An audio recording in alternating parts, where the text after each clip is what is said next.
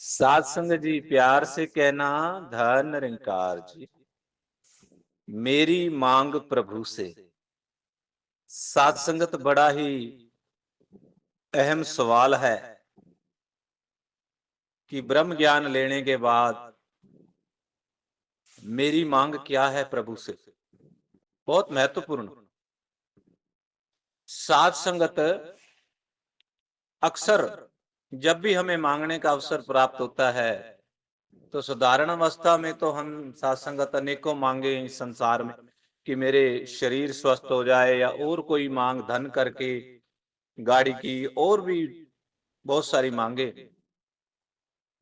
लेकिन सात संगत जब ब्रह्म का ज्ञान हो जाता है, जब मुझे मेरे वास्तविक रूप का पता चल जाता है कि मैं कौन हूं, और प्रभु परमात्मा से मिलन हो जाता है सतगुरु के द्वारा, तब सात संगत मेरे जीवन की वो सारी सोच बदलती चली जाती।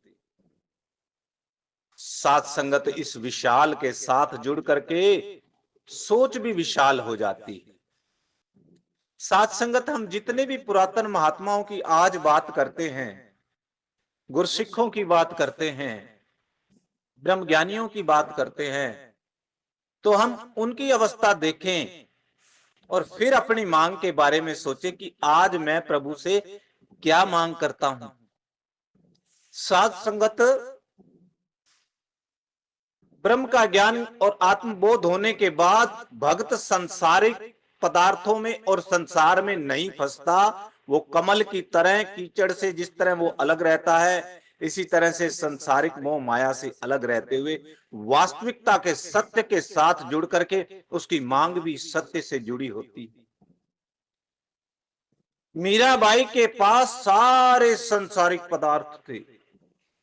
रानी, इससे ऊंची अवस्था मेरे ख्याल से संसार के अंदर कुछ नहीं हो सकती। इतने सेवक, इतने अच्छे राजा की रानी, सब कुछ तो था, सब कुछ तो प्रभु ने दिया था। फिर ऐसी कौन सी एक कमी रह गई थी जीवन के अंदर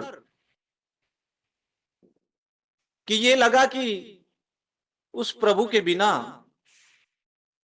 ये सब सुख देने वाला नहीं लगा मन। प्रभु की तलाश शुरू हो गई,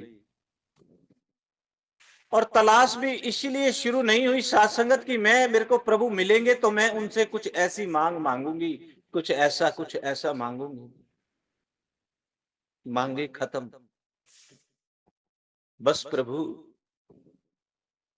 आप ही आप। और सत्संगत जिज्ञासा हुई और वो भटकी, और फिर जब जाकर के अपने पूर्ण सतगुरु रविदास जी से मिली तो सत्संगत केवल प्रभु की मांग की कि प्रभु से मिलना है, प्रभु को जानना, बस।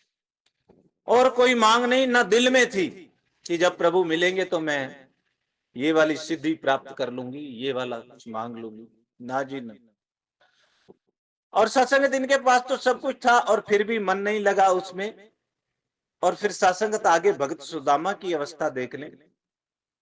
भीख मांगा करते थे, गरीब ब्राह्मण थे, घर घर जाते थे, बड़ी मुश्किल से, कई बार भीख बहुत कम मिलती थी, खाना भी नहीं मिलता था।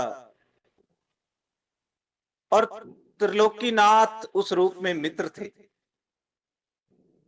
लेकिन साध संगत सच्चा प्यार था। मांगे बीच में कहां आ रही थी, निरंतर एक ही शब्द दिल की गहराइयों से निकलता था, और वो शब्द था श्री कृष्ण श्री कृष्ण श्री कृष्ण, श्री हरि श्री हरि श्री। यही मांग थी, बस यही मांगते थे। माता शबरी बरसों बरस इंतजार, कौन सी सिद्धि मांग रही, कौन सा क्या मांग रही, कौन से पदार्थ मांग रही। एक ही मांग, प्रभु ज्ञान दे दीजिए, बस हो गया। ये मांगे हैं वास्तविकता, सच्ची, सच के साथ जुड़ने वाली। अब आइए हम उसके ऊपर चलते हैं कि कई बार मन में ये आता है संसार में रहना है, अगर संसार वाली मांगे नहीं मांगेंगे हमारा गुजारा नहीं होगा, हमारा क्या नहीं होगा। साथ संगत, अरे भगवान के ऊपर ऐसा विश्वास मजबूत होना चाहिए।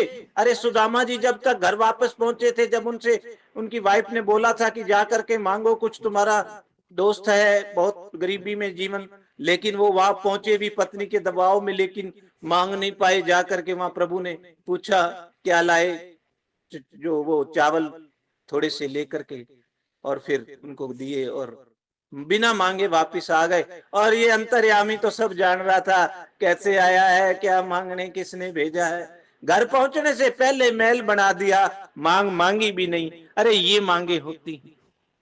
जाओ भक्त हनुमान कभी कुछ नहीं मांगा। राम जी वापिस आए, दरबार लगा है, सबको सब कुछ दे दिया, विभीषण जी को दे दिया, सुग्रीव जी को दे दिया। नीची आंखें माता सीता ने पूछी, आप हनुमान जी से आंखें नहीं मिला रहे? कह रहे मेरे पास अब उनको देने को कुछ नहीं, उन्होंने बड़ी सेवा करी है, लेकिन भगत के मन में कुछ नहीं।